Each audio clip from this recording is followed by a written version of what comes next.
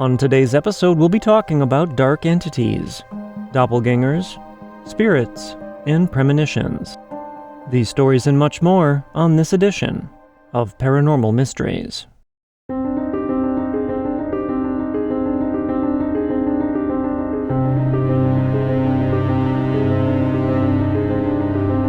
Thank you for joining me and welcome. I am your host, Nick Ryan.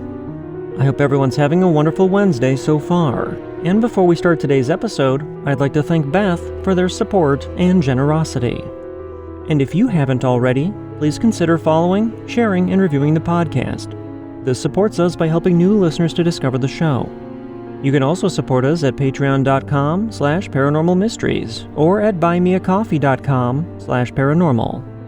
And if you'd like to share your paranormal encounter on the podcast, you can submit your story through email at paranormalmysteriespodcast@gmail.com, through voice message at speakpipe.com/paranormalmysteries, or on our website at paranormalmysteriespodcast.com. And of course, all these links can be found in the show notes.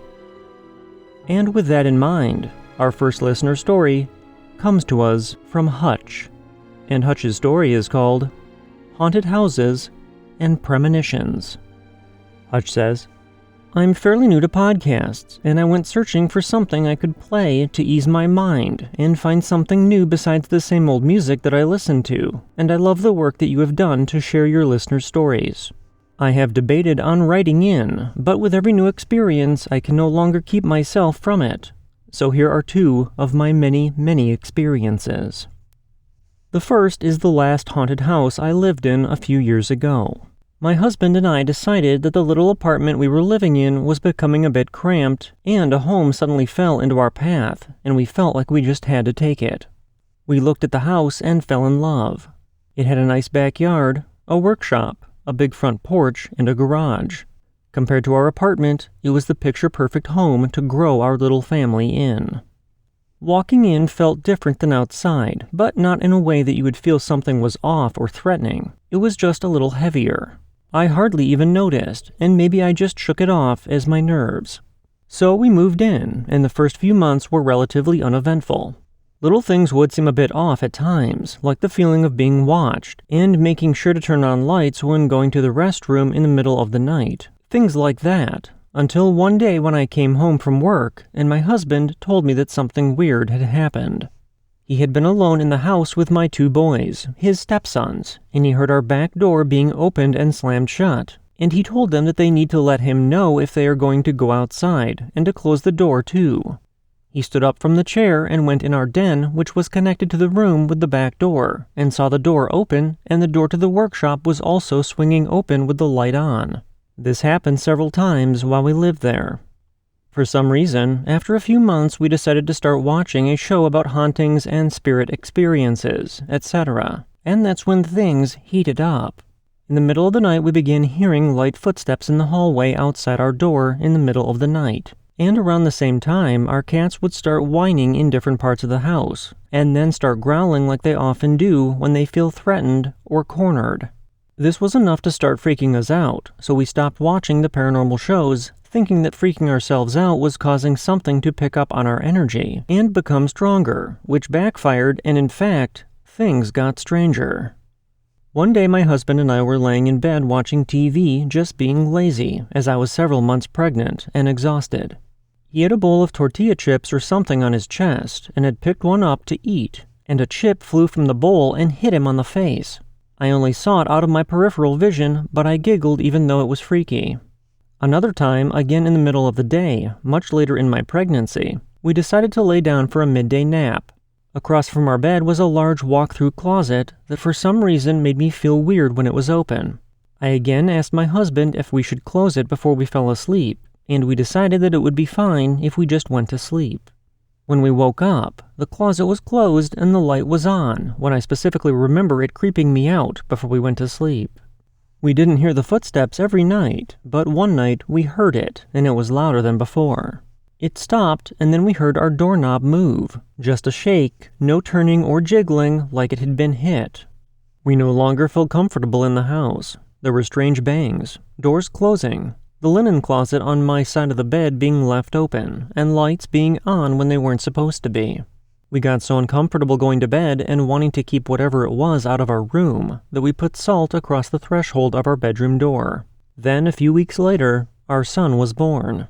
But what happened next made us get out and take the first step that we could to leave. Our son was put down in his crib to sleep in our room during the day, with the door open so we could hear if he woke up. My husband came home for his lunch break, and I was just doing things around the house, since I had a few minutes away from our newborn to do housework. We were in the den talking or something when he started crying. We started walking to check on him when we saw and heard the bedroom light click off, and the door slam shut. We couldn't take it anymore, and we decided to move. The longer we lived in that house, the more it felt like no matter where you went, someone was there watching you. My older boys didn't tell us until after we moved that they could see someone watching them in the dark in their room. It became heavier and heavier, and to this day, even with other hauntings or experiences before, nothing made us feel the way that that house did. And since we moved, nothing has happened. No bad energy. I'm glad that whatever it was is stuck at that house. The next thing I'd like to tell is much different, but it's about a sort of gift or curse that my mother and I share, except she dreams it, and I feel it. We know when something bad is about to happen, something really bad. My mother has told me that several times in her life she has dreamt that someone who has died would be in her dreams waving and seemingly waiting for someone. Before my grandpa died in 2005, she dreamt of my Grandpa Pete, his father, waiting. Not long after she had the dream, we got the phone call early one morning. My grandpa was gone. I myself had a sort of auto accident that caused some severe internal injuries in 2011. She told me after that she had seen her boyfriend from high school in a dream who died in a car accident from the same injuries that happened to me, but that I lived through, fortunately. I myself have always felt things when friends were going to break up in high school, when something drastic was going to happen. But it's the deaths that freak me out. When my grandpa died, the day before we had a wonderful day. He was unfortunately a bad drunk, not violent, but he just kept to himself, so we never really knew him as a person. We had a barbecue and just enjoyed our time together as a family, but I knew the day felt too happy and that something was weird, and when I woke up for school the next day, I knew we were going to get the call, and we did. Instead of going to school, we went back to my grandma's house and did the normal death thing. Same thing with my ex-husband's father. It was another wonderful day, a little too good, but something felt wrong after we left. 2 days later, we were woken up by a phone call from my ex's uncle in the middle of the night, saying that he had seen a wrecked motorcycle and a med flight leaving the scene. I knew it was him, but my ex didn't want to believe it. We said goodbye that day. The last time I felt it was the night before my estranged father died. The night before my husband and I were going to Kentucky to see the eclipse of 2017, something felt wrong. I sat on his lap and told him something is going to happen tomorrow. I don't know what, but something. I can feel it. And I don't mean the eclipse. And I just kept feeling it. The next morning we were out the door at about 5 a.m., and by 8:30 we got the call that my father had died. I've not felt anything like that in a few years, but I've not lost anyone close to me in several years, and believe me, I don't want to feel it ever again. I hope even though these stories are long, you'll be able to share them, and I would love to share more. Thank you for your wonderful podcast, and I will always be a loyal listener. Keep up your amazing work. Hutch. Our next story of the night comes to us from Kayla, and Kayla's story is called My Real-Life Doppelganger. Kayla says, I'm semi-new to your podcast, but I have been binge listening ever since. I go back and forth to a few different podcasts, but I originally found them because I was looking up answers to what was currently happening. I'm going to try to give you a short version because it's over a span of almost 2 years with multiple experiences. I have 2 little boys, and I was in a toxic relationship with their father, and I had to get out. I moved myself and my 2 little boys in with my sister, her husband, and their 3 children. It was a dark time for me and my boys, and I had dealt with a lot of abuse from their father, and they saw most of it. One night my sister woke up to noises coming from the kitchen, and when she got up, she saw me from behind. She asked, "What are you doing?" And just then she realized that it wasn't me, although it was my body, my hair type, everything about me except for my face. The face had no features and was long and thin, and it started swaying back and forth, almost in a taunting way. She screamed and ran back to bed and woke her husband up. He refused to believe her as he is a hardcore skeptic, and 2 nights later, she and my mother started saging the house. When I got home, I asked what was going on, and they sat me down and explained to me what my sister had seen. I couldn't believe her, and I almost didn't at first. However, my sister is not one to make something up. I was so scared I felt like I was living in a real-life horror film. 3 nights later, I had to do an overnight for work, and my sister was watching the boys, which I should mention their ages were 11 months old and 4 years old. My brother-in-law woke up to footsteps in the night, so he got up, opened his bedroom door, and instantly saw me run past the door with my baby. Knowing that I wasn't there that night and confused, he ran after me to find that whatever it was running out the front door and into the night with my baby. He ran outside to find nothing and quickly woke up my sister, and they ran downstairs to my baby's room, and he was fast asleep in his crib. He finally believed my sister. At this point, I was freaked out. My family did prayers, sage, and I bought crosses. I was so scared that I felt like I was being watched 24/7, and my family and I started to refer to this thing as the spirit. About a month later, my sister was reading her son a book on his bed, when out of nowhere they heard loud footsteps from the hallway, and when they looked up, they saw the spirit appear in the doorframe, and it literally jumped onto their bed, only to disappear in midair. My little nephew was screaming and crying, saying, "Was that Kayla? What was that?" I was so concerned that I was causing this in my sister's house that I moved myself and my boys out of the house and back in with their father.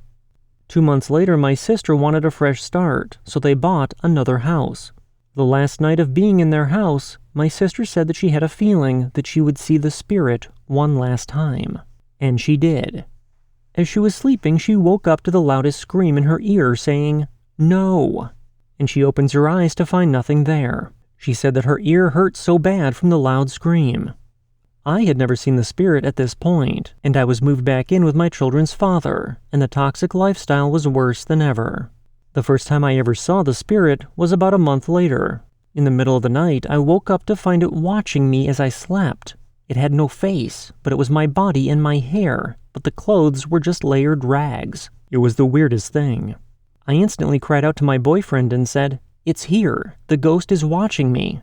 And in his sleep he said, "Shh, you're okay. Go back to sleep," which I did. And now, thinking back, I find it so weird that I was able to. After that, it was about a year until the next time it showed itself. And by that point, I had gotten my life together for the most part, as I had moved in with my mother, and the boys and my quality of life was so much better. Things were starting to finally look up, and we were all pretty happy. One day my mother was in her room getting dressed, and I was in my room, and I heard her scream.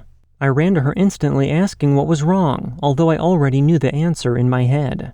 She said, "Why did you just peek around the door like that?" I said, "What are you talking about? I was in my room. I did not peek in here." And she said, "I saw your head peek around the door frame sideways as if you were lying on the ground, but it was about 5 feet up." All I could think to do was yell out, "You are not welcome in this house. In the name of Jesus Christ, leave this house." I felt silly, but I was not going to allow this spirit to come back again. That was the last time anyone in my family has seen it. I realize now it's more so called a doppelganger, after looking up anything that resembles it and searching for answers. This was a year ago, and life is great now, and I'm not even worried about seeing it anymore. I know this was a lengthy story, so I thank you for taking the time to read this. I hope to write again soon with some more of my childhood stories, but I needed to get this one off of my chest. So thank you for giving myself and others a platform to do so. Our next story of the night comes to us from Travis, and Travis's story is called Sparkling Materialization.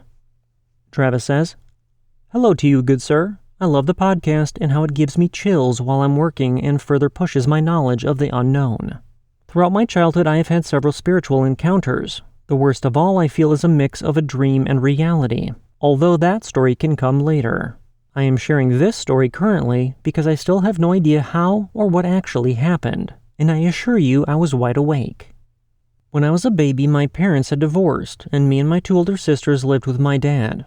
Our house was a mobile home trailer in the middle of the woods, and my dad would often be at work for several days before quitting so that he could see us more often.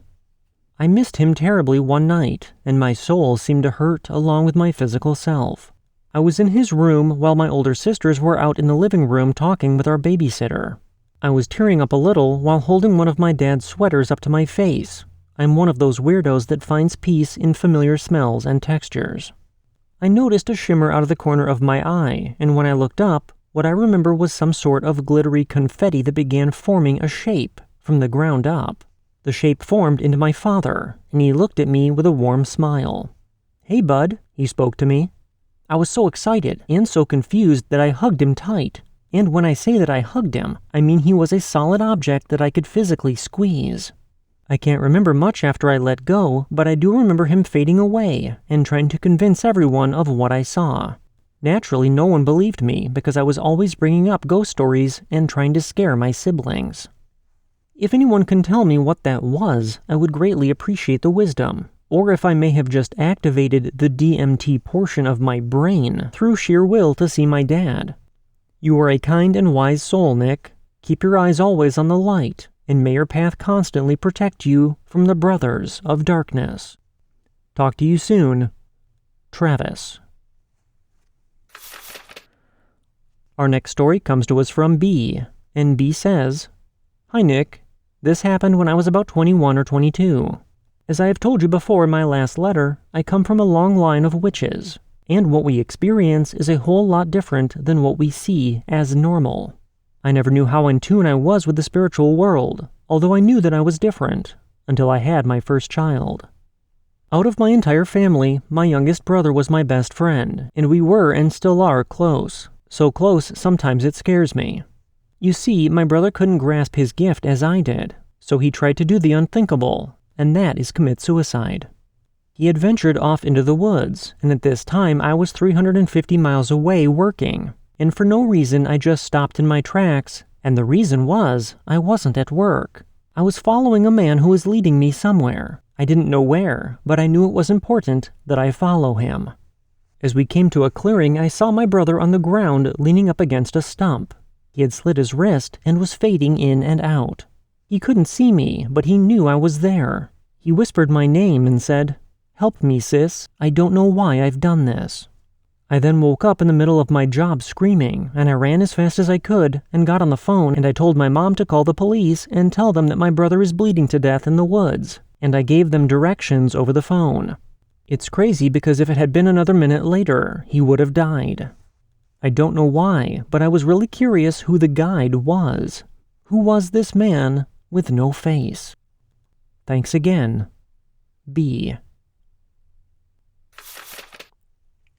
Our next story of the night comes to us from Rain, and Rain's story is called Share House.